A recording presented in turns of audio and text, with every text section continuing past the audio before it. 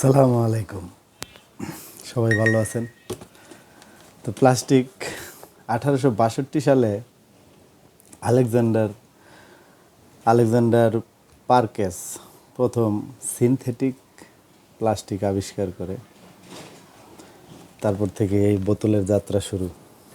তো যাই হোক, এই বোতল আপনারা দয়া করে কেউ গাড়ির জানলা দিয়া বোতলটা ফেলায়েন না, এতে অনেক সমস্যা তৈরি হয়।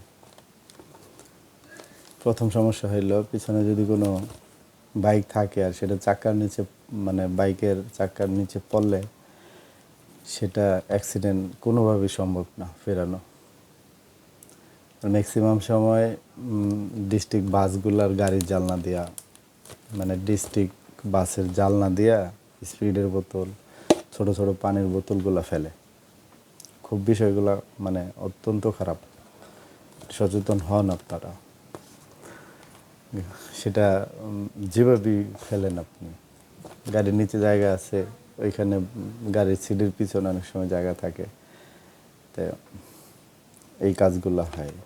তো গতকালকে আমার হয়েছে, অটোর থেকে একটা 7-আপের খালি বোতল খাইছে ওনারা, খায়া ফালাই দিছে। মানে অটোর নিচে এমনি ফালাইছে, গাড়ি তেমন, মানে অটোর সাইড দিয়ে এই ডাইরেক্ট এমনি ফালাই দিছে। আমার পিছনে, আমি পিছনে ছিলাম, গাড়ি অত স্পিড ছিল না, যে কারণে আমার সমস্যাটা হয় নাই। কিন্তু এটা একটা প্রবলেম। ঠিক আছে, ওকে, থ্যাংক ইউ, ভালো থাকবেন।